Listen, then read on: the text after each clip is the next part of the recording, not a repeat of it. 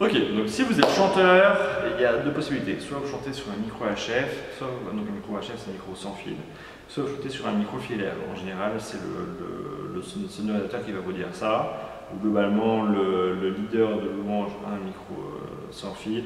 On a un deuxième ou un troisième micro sans fil pour des choristes qu'on peut utiliser. Et sinon, quand on n'a plus de micro sans fil, on passe au micro filaire.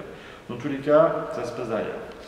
Si vous devez prendre un micro filaire, parce que le sonorisateur vous l'a dit, première étape.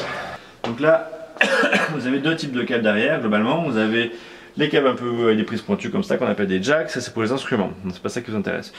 Et après, il y a les câbles avec des embouts ronds comme ça, enfin des prises un peu rondes, qui sont des câbles XLR, qui sont des câbles microphones. Faire attention, il y a des câbles qui sont un peu comme ça, ceux-là notamment avec la prise blanche. Et des fois qui sont aussi des embouts rouges ou embouts verts au niveau de l'embout. Ça c'est des câbles pour les vidéos. Ils sont exactement le même format que les câbles pour le microphone, mais on les prend pas ceux-là. On les garde pour la lumière, pardon, des câbles de lumière. On va prendre ceux-là. Tout le reste c'est bon pour le microphone. Donc vous prenez votre câble. Alors juste pour savoir, il y a les câbles sont rangés par longueur. Donc vous avez les plus longs à gauche et plus vous descendez, plus ils sont petits. Donc les moyens et les courts. Vous en tant que choriste, pour choisir la longueur du câble, finalement ça va juste dépendre de où est-ce que vous êtes placé sur la scène par rapport à la distance avec le multipaire le plus proche. En tant que choriste, en général, vous êtes juste derrière, juste devant le multipaire qui est derrière la scène, donc finalement il ne faut pas un câble très long, il faut un câble moyen ou petit. Donc voilà, moi j'ai pris ce câble là, il est moyen donc ça me va. Deuxième étape, je vais aller chercher mon micro filaire. Les micros sont dans les boîtiers qui sont ici. Il y a marqué d'ailleurs micro dessus, donc ça c'est facile. Okay. Donc les micros normalement sont censés être rangés dans les pochettes. Vous cherchez les micros qui ressemblent à ceux-là en fait. Donc c'est des micros qui ont l'embout comme ça, une sorte de boule grise. Ils sont de la marque Shure et c'est le modèle SM58. Ça c'est les meilleurs micros qu'on a pour les choristes. Donc de préférence vous prenez ceux-là. Quand il n'y en a plus, vous pouvez prendre d'autres modèles s'il y en a besoin d'avoir ceux-là. Et voilà, donc là vous avez votre câble et votre micro. On n'a plus qu'à aller sur la scène maintenant pour le brancher. Ok, donc vous avez votre micro et votre câble. Le multiplaire pour les chanteurs, en général on va vous faire brancher ici, sur le multiplaire qui est derrière la scène.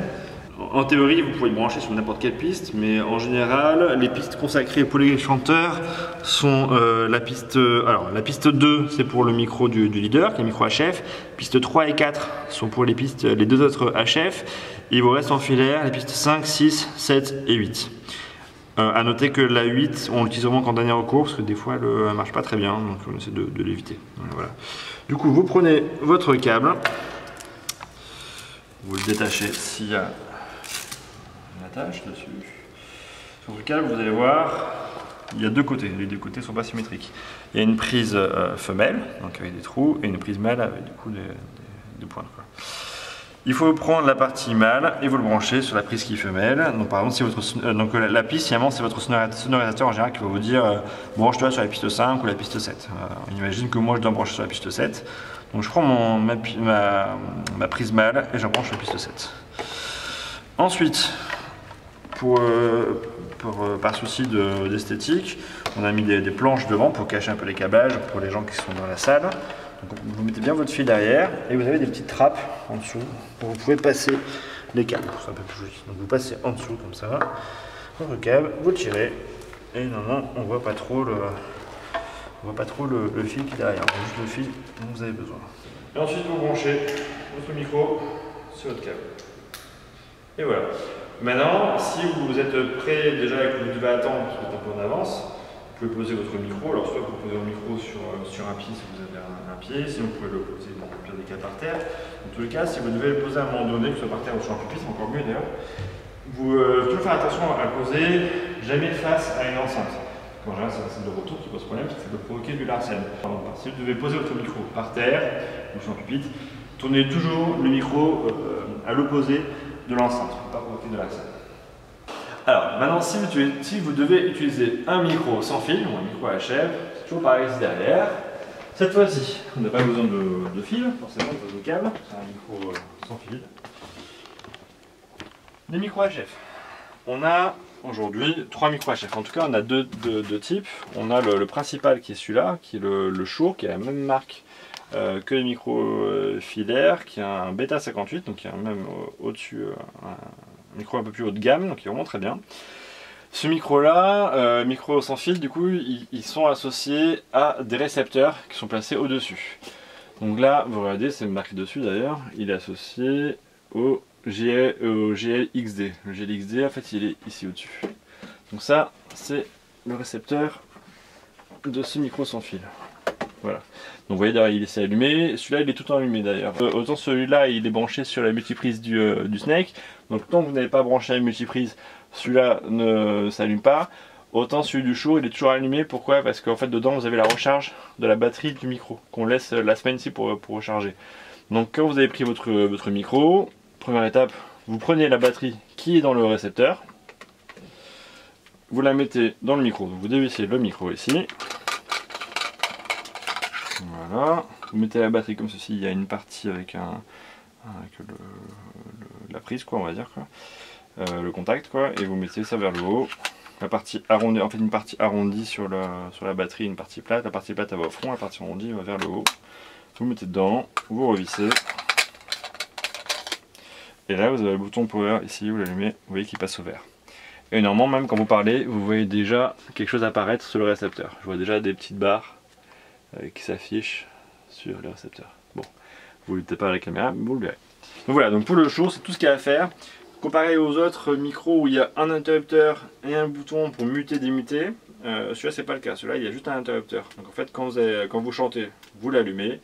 Quand vous avez fini de chanter, vous l'éteignez. Donc ça éteint la batterie, on va dire, et ça mute le micro en même temps, il n'y a pas de souci. Dans le deuxième cas, c'est le deuxième type de micro HF qu'on a, c'est le Sennheiser. C'est plus ou moins la même chose. Grosse différence déjà, c'est que pour les batteries, c'est pas une batterie qu'on a justement là-dessus, ce sont des piles. On a des piles rechargeables. Les piles sont rechargées en général derrière la sonorisation. Enfin, à la sonorisation, vous avez un grand chargeur de piles rechargeables. Les piles pour les micros Sennheiser, aussi même pour on verra tout à l'heure, mais pour les ears Shure sans fil, les piles rechargeables sont ici.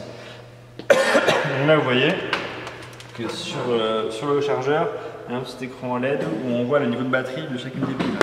Donc assurez-vous bien de prendre une batterie qui a déjà un niveau maximum selon l'indicateur. Donc je vais prendre celle-là. Et le numéro dessus, c'est marqué 9 et 8 par exemple. 9 et 8 c'est sûr.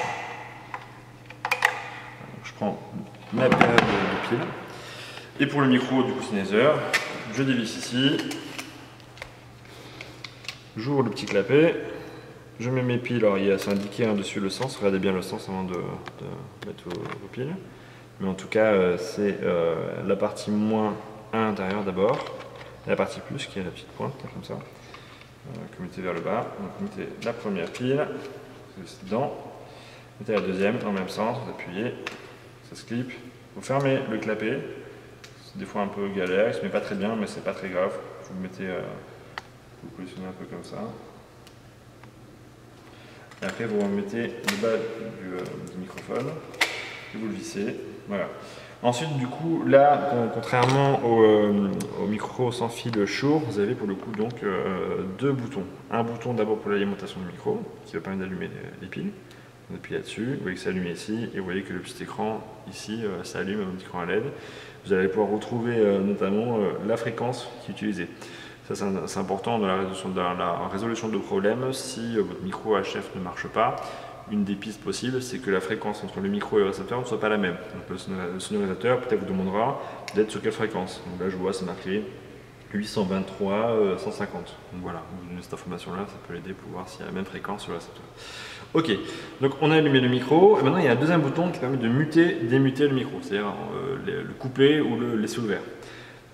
Quand le bouton il est éteint comme ça veut dire qu'il n'est pas muté, ça veut dire que le micro fonctionne. Et là si je parle, j'envoie déjà du signal à mon récepteur. Donc, du coup si je veux chanter, c'est la configuration que je dois avoir. Le bouton doit être éteint, il est démuté. Si j'appuie dessus, il s'allume, et là le micro, on dit qu'il est muté, ça veut dire que le micro est coupé. Si je parle, il ne se passe rien du tout. Donc ça c'est la configuration que je dois avoir quand j'ai fini de chanter. Ok, donc maintenant vous avez fini de chanter, de faire votre répétition ou de faire le culte, on va maintenant ranger le micro. Donc pour ranger le micro, d'abord on va détacher le micro du câble XLR. Donc là vous voyez pour débrancher le micro on ne tire pas comme ça, il y a une petite touche, un petit truc et vous appuyez dessus, ça débloque la prise, vous tirez dessus c'est bon. Voilà. Voilà, donc vous gardez votre micro à la main, vous le posez quelque part, vous le posez quelque part. Prenez votre câble, vous allez le débrancher du multipaire. Donc moi je sais que c'était mon câble 7, entre 7, je le débranche. Hop, je tire dessus tranquillement. Voilà, il est sorti. Donc je l'enroule. Pour aller à un câble XLR ou jack, peu importe, toujours pareil, on prend vraiment, on fait attention au câble, on prend une distance un peu comme ça pour l'enrouler. On laisse faire naturellement le câble pour s'enrouler, donc on pince juste avec les doigts, on l'aide à se remonter et naturellement il va faire cette boucle là. Donc voilà, jamais forcer sur le roulage du câble. Voilà. Donc ici sur ce câble là c'est bien parce qu'il y a un scratch pour attacher. Donc utilisez le scratch, vous avez fait votre boucle. Le scratch et vous l'enlevez comme ça. Voilà, donc là vous avez un scratch, si vous en avez un, tant mieux, vous l'utilisez pour le scratcher. Si il n'y en a pas, vous prenez juste le bout de votre câble, prenez un peu de mou et vous l'enroulez autour de la boucle comme ça pour essayer un peu de le consolider. Ça permettra de le ranger plus facilement et surtout de le récupérer plus facilement. Donc maintenant on a fait ça, et votre câble et votre micro, on va les ranger derrière ça. Donc maintenant on va ranger le câble XLR. Donc pour rappel, les câbles XLR sont à gauche, à droite ce sont les câbles jack, ça n'intéresse pas. Vous les rangez selon leur longueur, soit c'est un câble de moyenne longueur, donc je vais les ranger au milieu. Voilà. Après vous prenez le micro, donc voyez, si vous voyez, il faut bien que le câble soit bien rangé, vous prenez, vous essayez de faire ça que ça c'est propre. Maintenant on va ranger le micro filaire. Pour le micro, c'est au même endroit que tout à l'heure. Hop, dans la boîte ça le micro, et on le pose dedans. On prend une trousse comme ça, une qui est vide. Si vraiment elles sont toutes pleines, vous en mettez, vous mettre 2 micros dedans, vous le mettez de manière à ce qu'ils ne s'entrechoquent pas trop. Vous fermez la housse et vous mettez la boîte et vous avez fini. Ok, donc là maintenant vous avez fini de chanter, vous étiez sur un micro sans fil, ou un micro HF, du coup maintenant on va ranger le micro. Première chose que vous faites, vous assurez avec le sonorisateur que votre piste est bien éteinte. C'est super important parce que si votre micro est allumé et que la piste est allumée, si vous éteignez le micro, ça va faire un grand bruit dans la salle. Donc on essaie d'éviter ça. Donc toujours, le sonorisateur doit muter la piste. Vous lui demandez s'il a bien fait. Si vous confirmez qu'il a bien muté la piste, à ce moment-là, vous pouvez éteindre le micro. Vous l'éteignez et c'est bon, là il est éteint. À ce moment-là, du coup, vous le dévissez pour récupérer les piles et vous les enlevez. Voilà, si la pile en haut reste coincée comme ça, ce que vous faites très gentiment, vous faites ça. Vous pouvez la taper comme ça doucement pour aider à faire descendre la pile. Il faut vraiment faire très doucement, il ne faut pas taper comme un bourrin dessus pour les casser le micro. Vous redessez. Les piles, du coup, vous allez les remettre à charger à la console, main droite comme tout à l'heure, vous utilisez le sonorisateur. Et le micro, on va le brancher, on va le remettre derrière à sa place. Et du coup, votre micro, vous le prenez et vous le mettez ici. Donc les 2 micros Sennheiser, on les met là. C'est bon. Et maintenant que vous avez fini de chanter avec votre micro sans fil Shure, vous demandez d'abord au sonorisateur de vérifier qu'il a bien muté votre piste. C'est toujours important de muter la piste d'un micro avant de l'éteindre. Donc vous lui demandez, si vous dit que c'est bon, elle a bien muté la piste, à ce moment-là vous pouvez éteindre le micro, donc avec l'interrupteur. Vous l'éteignez. Après du coup vous venez dans la scène où je suis, vous dévissez le micro. Vous allez récupérer la batterie, pour récupérer la batterie vous appuyez doucement dessus, puis vous la remontez. Ensuite, vous la prenez, donc le plat de la batterie vers le bas, l'arrondi vers le haut, et la partie dorée comme ça, vous allez l'enfoncer ici dans l'émetteur, le récepteur pardon, du boîtier chaud. Vous mettez dedans jusqu'au bout, ça va clipser, et voilà, là c'est clipsé, et vous voyez que c'est mis en charge. Ça permet de recharger la batterie du micro HF. Vous relissez le micro et vous le mettez ici où on range le micro sans fil. Voilà.